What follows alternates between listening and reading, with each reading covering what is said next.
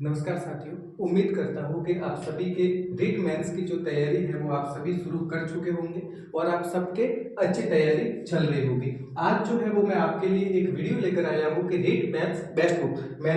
मैं अभी आपको जो किताबें बता रहा हूँ इन किताबों को मैंने खुद देखा है और उसके बाद मैं ये वीडियो लेके आया हूँ, इसीलिए जो है वो 3 से 4 दिन लगे। मैंने बहुत सारी किताबें देखी, उसमें से जो किताबें मुझे पसंद आई है वो आज उन किताबों के बारे में मैं आज आपको बताऊंगा। तो मोटा मोटा जो रीट का सिलेबस है, जो सबसे अपना बड़ा भाग है, ये L1 में ये 100 नंबर का है और L2 में जो है ये 80 नंबर का है। पार्ट 1 राजस्थान का इतिहास, कला, संस्कृति और भूगोल, और इसमें एक छोटा सा और टॉपिक है राजस्थानी भाषा। तो इससे भी सवाल आता है, तो इसके लिए जो है वो अपन को कौन सी पुस्तक जो है वो सबसे अच्छी रहेगी। L1 और L2 चाहे दोनों में से कोई सा भी लेवल हो, सबसे ज्यादा जो नंबर है वो इसी पार्ट का है।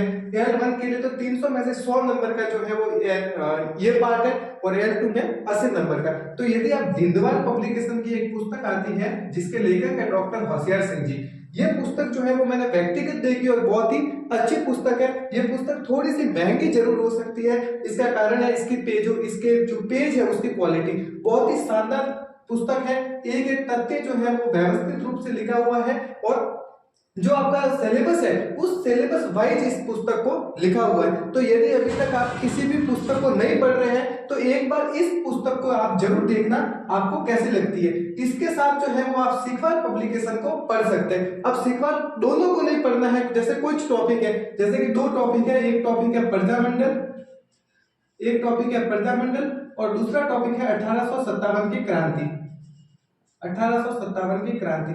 अब मान लीजिए प्रजामंडल वाला जो टॉपिक है वो आपने दिंदवाल पब्लिकेशन से पढ़ लिया डॉक्टर होशियार सिंह जी की, लेकिन 1857 की क्रांति वाला टॉपिक है वो इसमें थोड़ा सा टफ दिया हो मान लीजिए, तो उस टॉपिक को जो है वो आपको सीखवाल पब्लिकेशन से पढ़ लेना है। तो इस के लिए आप जो है वो इन दो किताबों को अपन को लेना है। पार्ट 1 के लिए पहली पुस्तक है दिंदवाल पब्लिकेशन डॉक्टर होशियार सिंह जी की और दूसरी पुस्तक है सीखवाल पब्लिकेशन। ये 2 किताबें आप इस पार्ट 1 के लिए जरूर लाइए, क्योंकि ये बड़ा पार्ट है और अपने सिलेक्शन का जो आधार है, जो नींव है, वो ये पार्ट 1 ही है। जो टॉपिक आपको दिंदवाल पब्लिकेशन से सही लगे उनको इस बुक से पढ़ लीजिए और इसमें जो टॉपिक हार्ड लगे उसको आप सीखवाल पब्लिकेशन से पढ़ लीजिए। आपको पढ़ना एक ही बुक से उस टॉपिक को है और इसके साथ साथ मस्ट नीडेड, बहुत ही जरूरी, 6 से 12 में कक्षा 6 से कक्षा 12 तक जो राजस्थान अध्ययन की बुक चलती है अपने विद्यालयों में, उन पुस्तकों को जरूर पढ़ना है और उन पुस्तकों में वही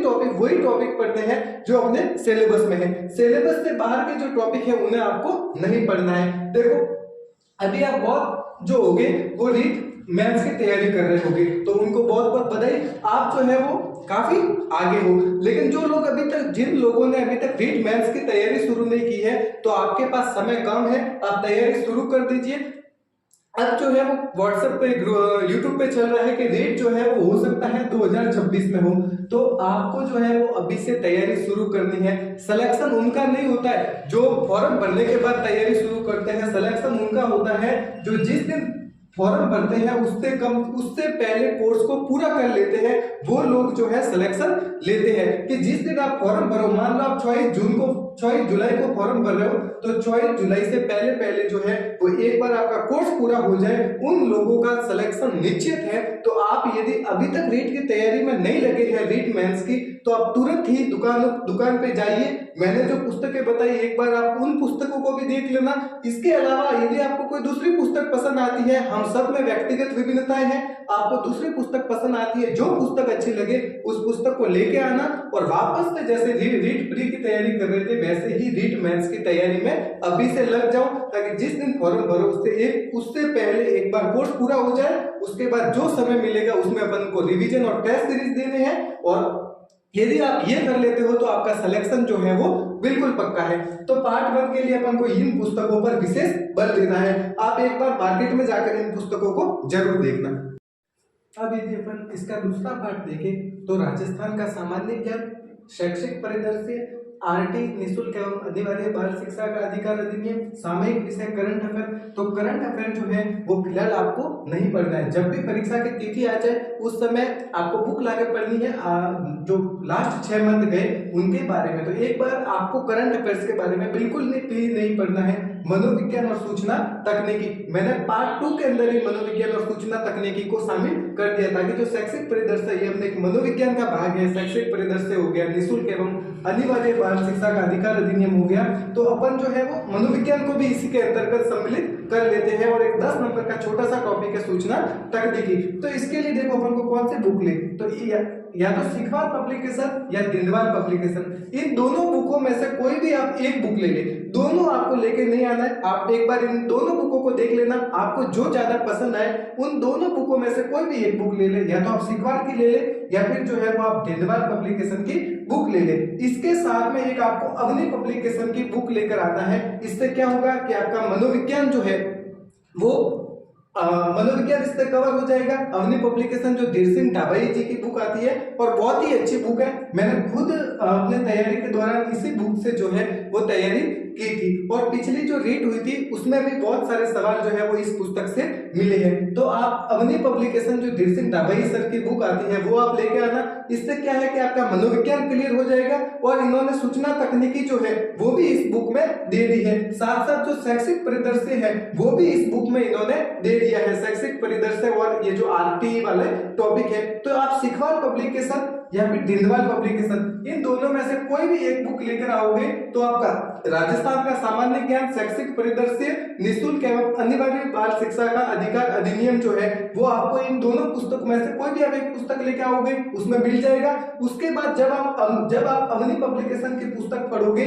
तो आपका मनोविज्ञान और सूचना तकनीकी के साथ साथ जो है शैक्षिक परिदृश्य एवं निःशुल्क एवं अनिवार्य बाल शिक्षा का अधिकार अधिनियम जो है ये टॉपिक वापस से आपके जो है वो क्लियर हो जाएंगे। तो आप सीखवाल पब्लिकेशन या दिनवाल पब्लिकेशन दोनों में से कोई भी एक बुक लेके आ जाना मार्केट जाके, और उसके साथ आपको अवनी की पुस्तक भी लानी है। ये जो L1 में है ये भी एक बहुत ही बड़ा पार्ट है, L1 और L2।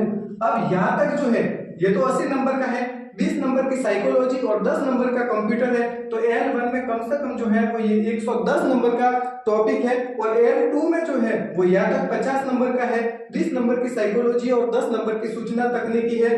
तो 50, 70, 80 नंबर का जो है वो ये L2 में भी ये भाग है। तो ये भी एक बहुत ही बड़ा भाग है, अपने सिलेक्शन का आधार वाला भाग है, पार्ट 1 और पार्ट 2। तो इसके लिए आपको विशेष तैयारी करनी है, और जिस समय तक आप फॉर्म भरे कम से कम एक बार जो है वो आपको रिवीजन कर लेना है। अब आपको एक क्या करना है कि अपने टेबल पे ज्यादा किताबें इकट्ठी नहीं करनी है। यदि किताबें लाने से ही सिलेक्शन होता तो आज जो बड़ी बड़ी शॉप है उसमें जो बड़ी बड़ी जो दुकानें हैं उनमें जो लोग काम कर रहे हैं वो शायद IAS या IPS होते।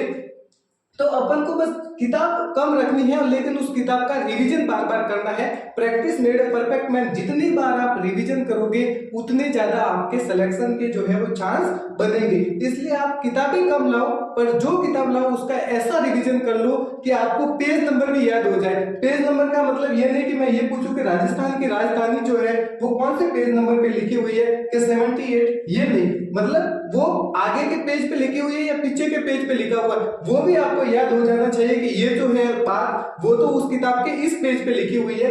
तो जब ये आपको याद हो जाएगा ना उस दिन आप में इतना कॉन्फिडेंस आएगा कि आप किसी भी एग्जाम को आसानी से क्रैक कर सकते हो, और रीट मैथ्स में जो भी है वो बहुत ही अच्छी रैंक के साथ सिलेक्शन ले लोगे। तो आप अभी से तैयारी शुरू कर लीजिए। मैंने जो पुस्तकें बताई है जरूरी नहीं कि आप यही लाइए, इसके अलावा भी जो किताब आपको अच्छी लगे वो किताब आप लाइए, लेकिन पढ़ाई जो है वो जल्दी से जल्दी शुरू कर लीजिए। तो पार्ट 2 के लिए जो है वो हमने किताबें देखी, ठीक है। अब अपना जो तीसरा पार्ट यदि अपन देखें तो ये है विद्यालय विषय का ज्ञान, यानी कि सब्जेक्ट का नॉलेज। यदि मैं लेवल 1 के लिए देखूं तो ये लेवल 1 में है टोटल 50 नंबर का। कौन कौन से सब्जेक्ट है? हिंदी, SST, इंग्लिश, विज्ञान और गणित, यानी कि संस्कृत को छोड़कर जो अपने कक्षा 6 से कक्षा 8 तक चलते हैं वो सारे सब्जेक्ट हैं। तो देखो इनके लिए आप कौन से पुस्तक लाओ, या तो डॉक्टर मुकेश पांचोली की बुक ले लो, या फिर RBD की बुक ले लो, या फिर चेतक पब्लिकेशन की बुक ले लो। तीनों में से आपको बुक एक ही लेनी है।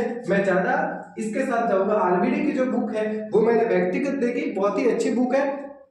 पॉइंट टू पॉइंट जो है वो इसमें बात की हुई है। तो आप इन तीनों में से जो है कोई भी एक बुक ले लीजिए। इसके साथ कक्षा 6 से 12 में जो विद्यालयों में पुस्तकें चलती है इन संबंधित विषयों की, उन पुस्तकों को एक बार अपन को जरूर पढ़ना है। पूरी की पूरी किताब नहीं पढ़नी है, जो अपने टॉपिक है, जैसे एसएसटी में जो टॉपिक है बस वही अपन को टॉपिक देखने हैं। इसके अलावा अपन के जो सिलेबस में नहीं है उसको अपन को इन पुस्तकों में से नहीं पढ़ना है। तो यदि आप L1 की तैयारी कर रहे हो और विद्यालय विषय का ज्ञान जो अपने टॉपिक है 50 नंबर का, उसको अपन को पढ़ना है, तो या तो डॉक्टर मुकेश पांचोली की बुक अपन ले लेंगे, या फिर आरबीडी की ले लेंगे, या फिर चेतक पब्लिकेशन की ले लेंगे। शर्त क्या, तीनों में से कोई भी एक ही बुक लेंगे और कक्षा 6 से 12 में जो अपने विद्यालयों में जो पुस्तकें चल रही है इन विषयों की, उनको एक बार अच्छे से पढ़ना है जो अपने सिलेबस में टॉपिक दिए हुए हैं। अब L2 के लिए जो है वो संबंधित विषय का ज्ञान है 120 नंबर का। यदि आप L2 से तैयारी कर रहे हैं तो आपके जो सिलेक्शन का आधार है, आपके जो सिलेक्शन की नींव है, वो कहीं ना कहीं इस संबंधित विषय का ज्ञान, ये बहुत ही सबसे बड़ा पार्ट है नंबर की दृष्टि से। तो इसका जो है मैं एक अलग डिटेल वीडियो वो बहुत जल्दी बना लूंगा कि कौन किस सब्जेक्ट के लिए जो कौन सी पुस्तक है वो ज्यादा अच्छी रहेगी।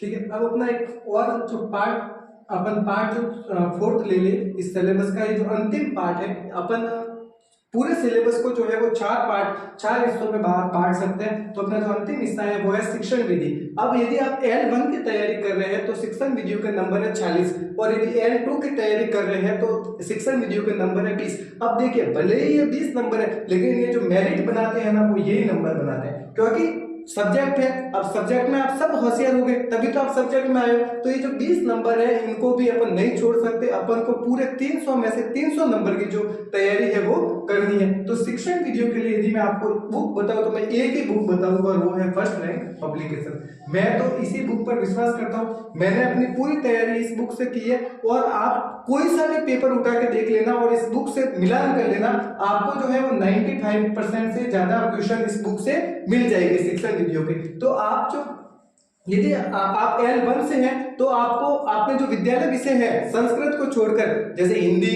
सामाजिक विज्ञान, गणित और अंग्रेजी, उनकी शिक्षण विधियां पढ़नी है, वो आप इस बुक से पढ़ लीजिए। यदि आप L2 से है तो आपका जो विषय है संबंधित विषय, आपको उसकी शिक्षण विधियां पढ़नी है, वो भी आप इस बुक से पढ़ लीजिए। तो यदि शिक्षण विधियों के लिए मैं आपको बुक बताऊं तो आप मार्केट से फर्स्ट रैंक पब्लिकेशन की बुक लेके आ जाइए। एक बार आप खुद मार्केट में जाना और इस बुक को देख लेना। इसके अलावा भी यदि आपको कोई बुक पसंद आए तो उस बुक को जो है वो आप लेके आ जाइए।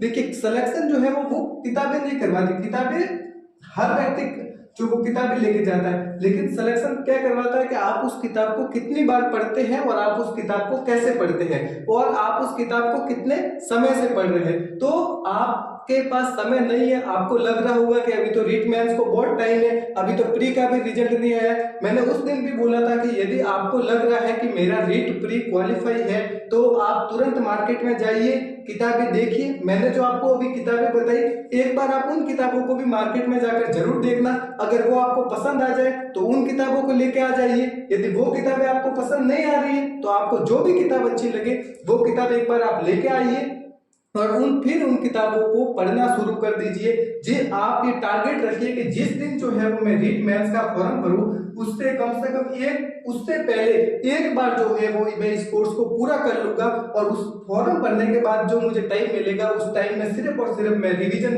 करूंगा। यदि आप मन में ये रख लेते हैं तो आपका सिलेक्शन कोई नहीं रोक सकता, आपका सिलेक्शन पक्का है। तो हमें जो है एक बार आप आत्मचिंतन कीजिए, बैठ के आत्मचिंतन करना है और किताबों को पढ़ना है और जल्द से जल्द अपनी तैयारी शुरू करनी है। आपको नहीं उलझना है कि रीट मेंस का रिजल्ट कब आएगा, रीट मेंस का मास्टर पेपर कब आएगा। यदि आपका पेपर क्वालिफाई हो रहा है तो आपको मास्टर पेपर से क्या करना है, आपको रिजल्ट से क्या करना है, आपको आंसर की से क्या करना है। अपन को तो होना तो उस पेपर में जो है वो क्वालिफाई तो है। अगर आप क्वालिफाई हो रहे हैं तो फिर रीट प्री की तरफ तो देखने का काम ही नहीं है, फिर आप क्यों उस रीट प्री के पीछे पड़े हो। रही बात दूसरी पदों की, अब हर व्यक्ति ये पूछ रहा है पद बढ़ेगी या नहीं बढ़ेगी, ये बात की बात है। और पद में ये निश्चित कह रहा हूं कि बढ़ेंगे, क्योंकि अभी हमारे जो शिक्षा मंत्री जी है मदन दिलावर जी, उन्होंने भी घोषणा की है विधानसभा में कि हम डीपीसी के जरिए जो है वो तृतीय श्रेणी अध्यापकों को प्रमोशन देने की तैयारी में है अप्रैल महीने में। यदि ये डीपीसी होती है तो आप मान के चलिए कि बहुत ज्यादा पदों पर होगी डीपीसी। तो थर्ड ग्रेड के जो है तृतीय श्रेणी अध्यापकों के बहुत ही ज्यादा पद खाली होंगे और ये जो 7,000 की शिक्षक भर्ती है ये 20,000 से पार पक्का, ये 20,000 से पार पक्का होने वाली है। तो आपको अभी पद देखने ही नहीं है, आपको अभी तैयारी करनी है। यदि आप इन पदों में रह गए, आप आज मास्टर पेपर में रह गए, तो आपका जो पद है वो कोई और लेके चला जाएगा। तो आप किताबें लाइए, किताबों से अच्छा जो है वो फ्रेंड मैं कहता हूँ कोई नहीं है। अब कोचिंग के चक्कर में अगर आपको कोचिंग करनी भी है तो अभी कर लीजिए, या फिर आपको कोई ऑनलाइन कोर्स लेना है तो अभी ले लीजिए, ताकि जिस समय तक फॉर्म भरे जाए उस समय तक जो है वो एक बार आपका कोर्स पूरा हो जाए, उसके बाद आपको सेल्फ स्टडी का मौका मिल जाए। जितनी आप सेल्फ स्टडी करेंगे उतना जो है वो आप उस परीक्षा में सफलता के पास जाएंगे, क्योंकि एक कोचिंग होती है। अब उस कोचिंग में हजारों बच्चे जो है वो एडमिशन लेते हैं। यदि कोचिंग से ही सिलेक्शन होता तो फिर उन पूरे हजारों बच्चों का होना था।